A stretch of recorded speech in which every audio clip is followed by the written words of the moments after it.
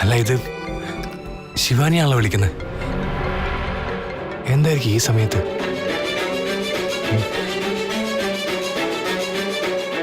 Hi Shivani, ഉറങ്ങിയില്ലേ? ഉറങ്ങാൻ പോവായിരുന്നു.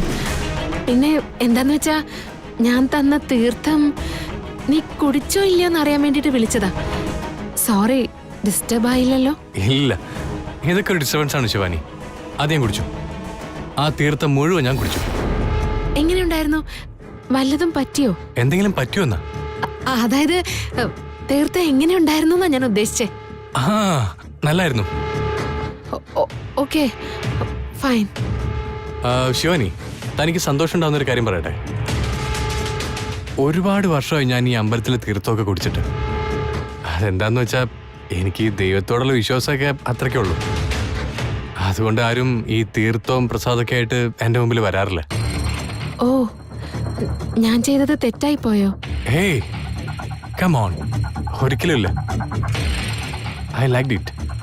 എന്താന്ന് വെച്ചാൽ അമ്പലത്തിൽ നിന്ന് കിട്ടുന്ന തീർത്ഥം താൻ എന്നെ ഓർത്ത് അത് എനിക്ക് വേണ്ടി കൊണ്ടുവന്ന് തന്നില്ലേ? അത് ചെറിയ കാര്യമല്ല.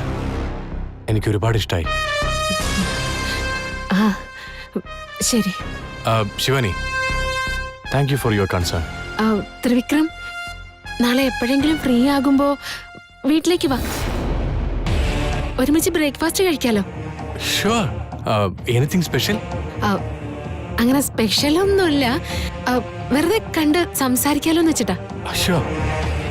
താനെന്തായാലും ഒരു കാര്യമില്ലാതെ തന്നെ വെറുതെ വീട്ടിലേക്ക് വിളിക്കില്ലല്ലോ. വിളിച്ചാ പിന്നെ എങ്ങനെ ഞാൻ വരാതിരിക്കുക? ഉറപ്പായിട്ടും ഞാൻ വന്നിരിക്കും. I'll be there. ശരി, എന്നാ അങ്ങനെ ആവട്ടെ. നാളെ കാണാം. Bye. Shivani, good night. Good night. ഇതെന്താ പെട്ടെന്നൊരു ബ്രേക്ക്ഫാസ്റ്റിനൊക്കെ വിളി? ഓഹോ, എന്തോ ഒരു കാര്യമുണ്ട്.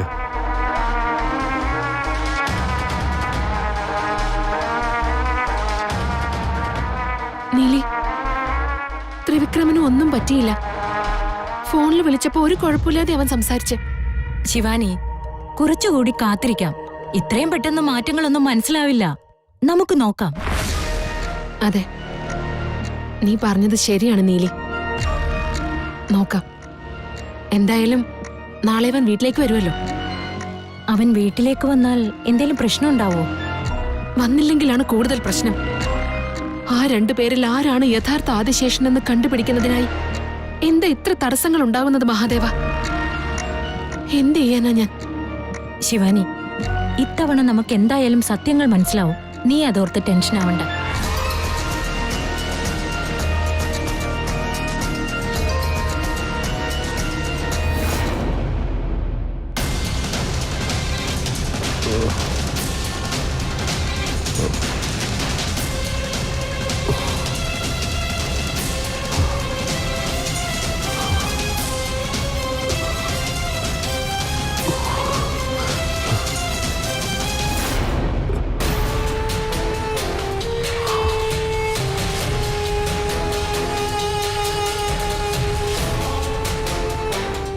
ഇന്നലെ രാത്രി എനിക്ക് എന്താ സംഭവിച്ചത്?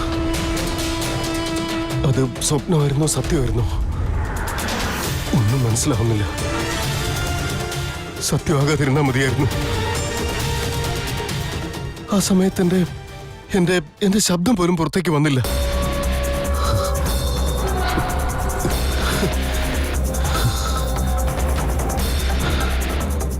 എന്റെ വയറ്റിനുള്ളിൽ എന്തോ തീപ്പന്ത് എരിയുന്ന ഒരു അവസ്ഥയായിരുന്നു എനിക്ക്.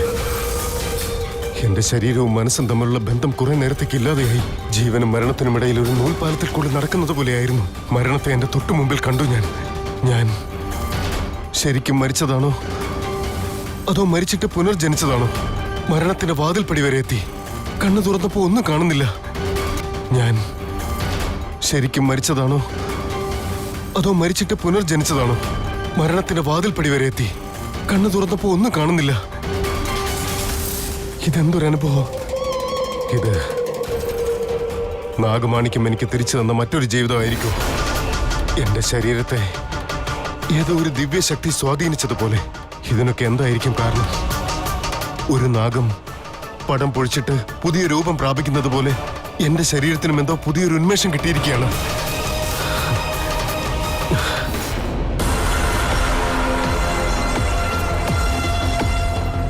ശിവാനി, ത്രിവിക്രമൻ ഇതുവരെയും വന്നില്ലല്ലോ. അവൻ എന്തെങ്കിലും സംഭവിച്ചിട്ടുണ്ടാകോ? വിഷം അകത്ത് ചെന്ന് തൃശ്ശൂരിലൊന്നും സംഭവിച്ചില്ല.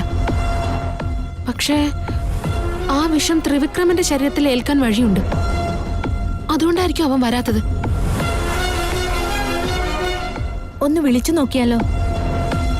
വേണ്ട വേണ്ട, അത് ശരിയാവില്ല. ഇതിനു മുമ്പ് ഞാൻ അവനെ ഇടയ്ക്കിടയ്ക്ക് ഇങ്ങനെ വിളിച്ചിട്ടേ ഇല്ല. വെറുതെ എന്തിനാ അവന് നമ്മുടെ മേലൊരു സംശയം ഉണ്ടാക്കുന്നത്? നോക്കാം, അവനെന്തായാലും വീട്ടിലേക്ക് വരുമെന്ന് പറഞ്ഞില്ലേ.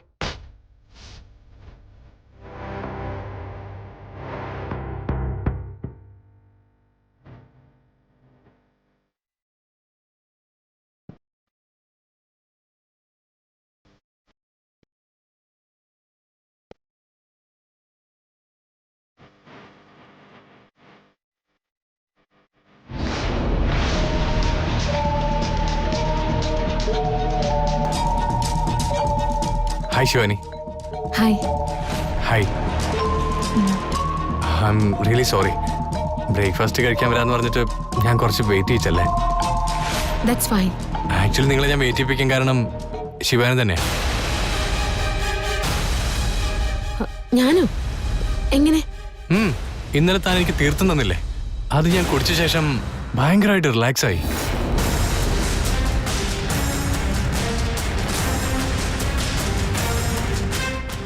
എന്തൊരു ഉറക്കാരെന്നറിയോ? രാവിലെ 10 മണി എഴുന്നേറ്റപ്പം.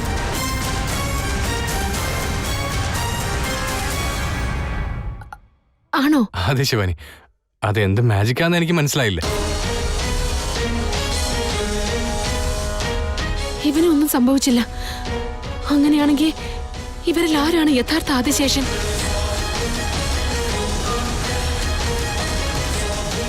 സോ ഇയാളുടെ ബിസിനസ് ഒക്കെ എങ്ങനെ പോകുന്നു? ആ, വളരെ നന്നായി നടക്കുന്നു.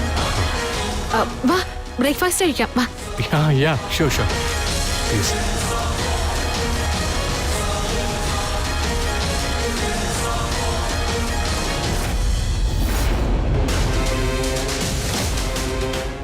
താൻ കൂടി ഇരിക്കേ.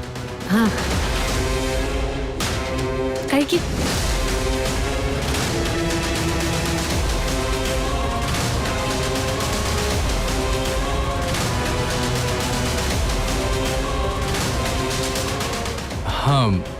നിങ്ങളുടെ ബിസിനസിന്റെ തിരക്കിനിടയ്ക്ക് ഇതൊക്കെ എങ്ങനെ? ബിസിനസിന്റെ കാര്യം അതിന്റെ വഴിക്ക് നടക്കും, ഇതിന്റെ കാര്യം ഈ വഴിക്ക്. പക്ഷെ അച്ഛൻ നേരെ തിരിച്ച, ഭക്ഷണം പോലും കഴിക്കാതെ ഏത് നേരം ഓടി നടന്നുകൊണ്ടേയിരിക്കും. നിങ്ങളെ കണ്ട് പഠിക്കാൻ പറയണം അച്ഛനോട്.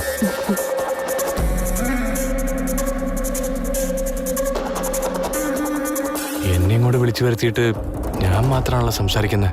ശിവാനി ഒന്നും പറയുന്നില്ലല്ലോ.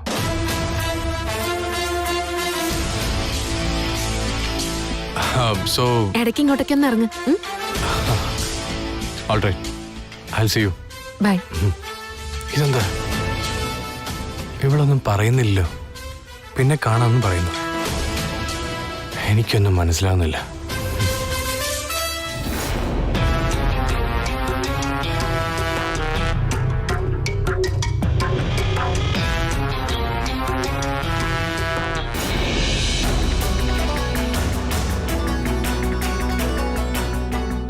ശിവാനിക്കിന് കുറച്ച് നാളല്ലേ ജീവിക്കാനാവൂ. അതുകൊണ്ട് ഞാനിനി വൈകിക്കൂടാ. ഞാൻ പോയി അവരെ പ്രപ്പോസ് ചെയ്ത് ഐ ലവ് യു എന്ന് പറഞ്ഞ് പിന്നെ അവര് റിപ്ലൈ തരുന്ന സമയം വരെ ജീവനോട് ഉണ്ടാവും അറിയില്ല. ഇനിയും വൈകിക്കൂടാ. എന്താ ചെയ്യാ?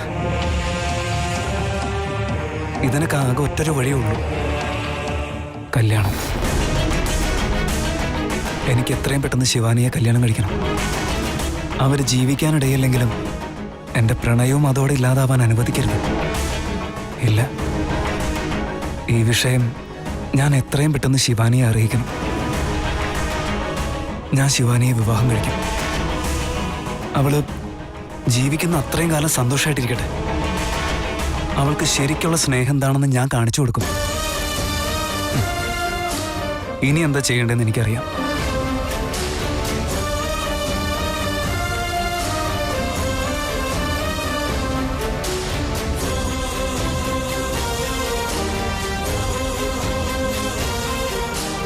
അച്ഛാ, എന്താണ് സാറേ, ഊര് തണ്ടാൻ പോവാതെ ഇന്ന് വീട്ടിൽ കുത്തിരിപ്പാണോ?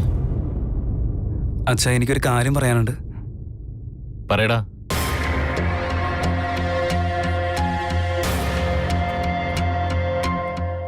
പറയടാ, എന്താ നിനക്ക് എന്നോട് പറയാനുള്ളത്? നീ ഇങ്ങനെ സൈലന്റ് ആയിരിക്കാറില്ലല്ലോ.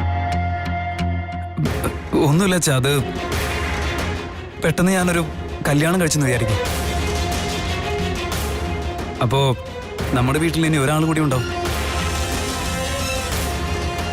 കല്യാണം കഴിഞ്ഞ ശേഷം അവൾക്കൊരു അസുഖമുണ്ട്. അവളിനി ഒരുപാട് നാൾ ജീവിക്കില്ലെന്നൊക്കെ മനസ്സിലായ അപ്പൊ നിങ്ങളുടെ മാനസികാവസ്ഥ എന്തായിരിക്കും? എന്താണ് ഈ പിച്ചുമ്പയും പറഞ്ഞോണ്ടിരിക്കുന്നേ? എന്താ പറ്റിയത്? ഒന്നില്ല അമ്മ, വെറുതെ ഞാനൊന്ന് അറിയാൻ വേണ്ടി ചോദിച്ചതാ. എടാ, എന്താടാ നീ പറയുന്നത്? വീട്ടിൽ വന്ന മരുമോൾക്ക് എന്തെങ്കിലും അസുഖം വന്നാ നമുക്ക് എന്ത് ചെയ്യാൻ പറ്റും? അതൊക്കെ വിധിയാണെന്ന് അങ്ങ് വിചാരിക്കും, അത്രേ ഉള്ളൂ. അപ്പോ മരുമകളാണെന്ന് സമ്മതിക്കുന്നതിന് നിങ്ങൾക്ക് രണ്ടാൾക്കും പ്രശ്നമൊന്നുമില്ല അല്ലേ? എടാ, നീ എന്തൊക്കെ ഈ പറയുന്നത്? മരുമകളാണെന്ന് അംഗീകരിച്ചാലല്ലേ കല്യാണം നടക്കൂ. പിന്നെ കല്യാണം കഴിഞ്ഞ ആ കുട്ടി ഈ കുടുംബത്തിലെ അംഗമാ. ഇതിൽ പത്ര ചോദിക്കാനെന്തുള്ളേ? നമ്മുടെ വീട്ടിൽ വന്നു കഴിയുമ്പോ അവളുടെ കഷ്ടവും സുഖവും ദുഃഖവും എല്ലാം നമ്മുടേത് കൂടിയല്ലേ. ഞാൻ പഠിച്ചതൊക്കെ അങ്ങനെയാ മോനെ. അമ്മേ, കറക്റ്റാ. ഉദാഹരണത്തിന് ഞാൻ കല്യാണം കഴിക്കാൻ തീരുമാനിച്ചിരിക്കുകയാണ്. അവൾക്ക് എന്തെങ്കിലും അസുഖം ഉണ്ടെന്നൊക്കെ അറിഞ്ഞാ നിങ്ങൾ എന്ത് ചെയ്യും? ഛേ, നീ എന്തൊക്കെയാ പറയുന്നേ? അങ്ങനെയൊന്നും സംഭവിക്കില്ല മോനെ. എടാ മോനെ, അങ്ങനെ എന്തെങ്കിലും ആവശ്യം വന്നാ ഞങ്ങൾ എല്ലാരും കൂടെ ഉണ്ടാവും. എന്താടാ, നീ കെട്ടാൻ പോകുന്ന കുട്ടി എനിക്ക് മകള് തന്നെയാ. അല്ല, നീ ഇങ്ങനെയൊന്നും ചോദിക്കാറുള്ള ആളല്ലല്ലോ. എന്താ പ്രശ്നം? ഒന്നുമില്ല അച്ഛാ, ഞാൻ ഒരു കവിത വായിച്ചുകൊണ്ടിരിക്കുകയായിരുന്നു. ആ ഫീൽഡിൽ ചോദിച്ചതാ, വേറൊന്നുമില്ല. തല്ല് കിട്ടും നിനക്ക് ഇങ്ങനെ ഓരോന്ന് പറഞ്ഞ. ഒന്നുമില്ല അച്ഛാ, ഞാൻ ഒരു കവിത വായിച്ചുകൊണ്ടിരിക്കുകയായിരുന്നു. ആ ഫീൽഡിൽ ചോദിച്ചതാ, വേറൊന്നുമില്ല. തല്ല് കിട്ടും നിനക്ക് ഇങ്ങനെ ഓരോന്ന് പറഞ്ഞ.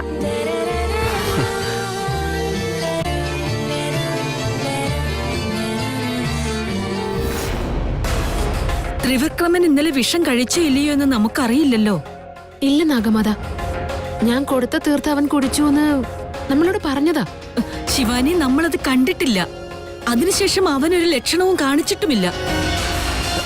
അതുകൊണ്ടാ എനിക്കൊരു സംശയം. അങ്ങനെയാണെങ്കിൽ അവരിൽ ആരാണ് നമ്മുടെ ആദിശേഷനെന്ന് നമ്മൾ എങ്ങനെയാണ് തീരുമാനിക്കുക? എനിക്കെന്തോ തൃശ്ശൂര് തന്നെയാണ് ആദിശേഷൻ എന്നാണ് എനിക്ക് തോന്നുന്നത്.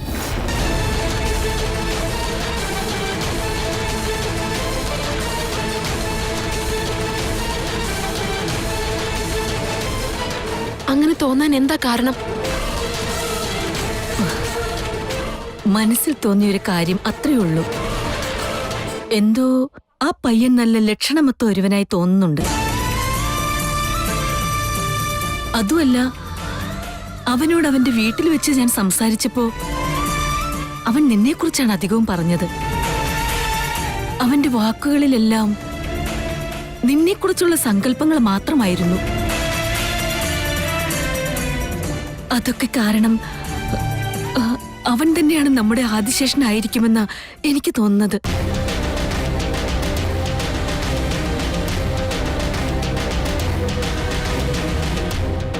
എന്റെ മനസ്സ് പറയുന്നതും തൃശൂൽ തന്നെ ആയിരിക്കും ആദിശേഷൻ എന്നാണ്. ഇപ്പൊ അമ്മ കൂടെ ഇങ്ങനെ പറഞ്ഞപ്പോ എനിക്കത് ഉറപ്പായി.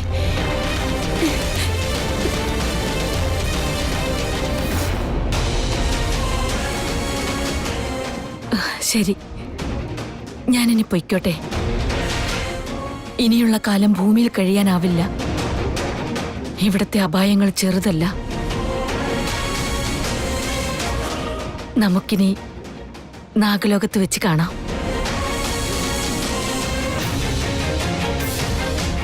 ആ ശിവാനി, തൃശൂലാണ് ആദിശേഷൻ എന്ന സൂചന വെച്ച് അവന് പഴയ ഓർമ്മകൾ വല്ലതുമുണ്ടോ എന്ന് പരിശോധിച്ചു നോക്ക്.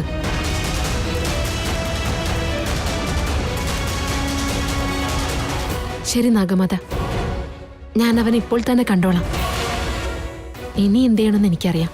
നന്നായി വരട്ടെ. നിന്റെ പ്രയത്നത്തിന് ഫലം കാണേണ്ടത് നമ്മുടെ നാഗലോകത്തിന്റെ മൊത്തം ആവശ്യമാണ്. ഞാൻ പോയി വരട്ടെ.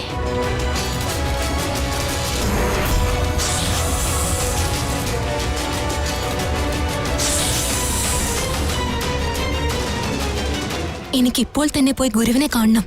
ശിവാനിയുടെ എന്തെങ്കിലും ഒന്ന് കൊടുത്താൽ മതി. അവൾ ആരാണെന്ന കാര്യം മനസ്സിലാവും.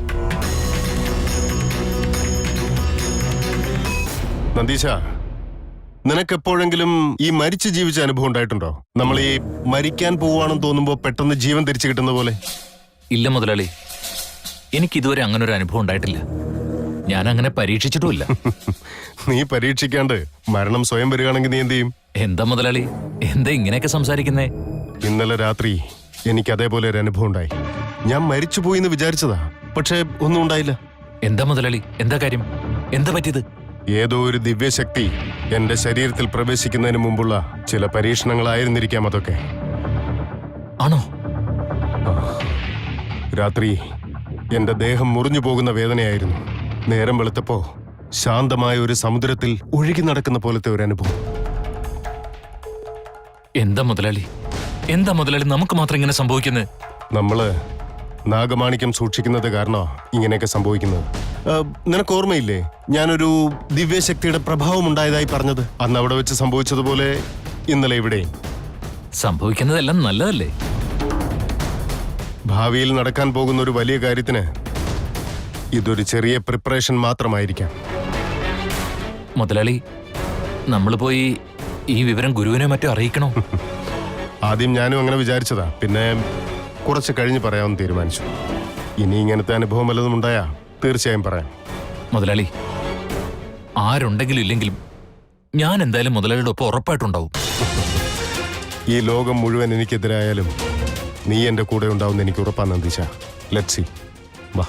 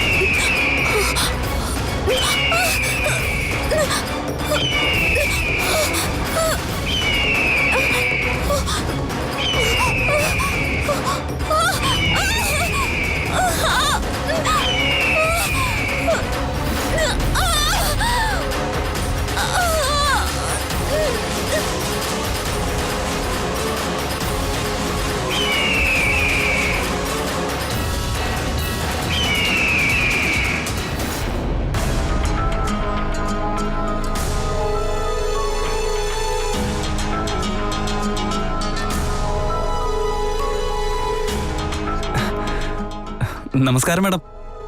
എന്താ തൃശൂൽ, എന്തിനെ കാണണോന്ന് പറഞ്ഞേ? എന്താ കാര്യം? ഒരു പ്രധാനപ്പെട്ട കാര്യം സംസാരിക്കാനുണ്ടായിരുന്നു, അതാ വരാൻ പറഞ്ഞു. എന്താ അത്?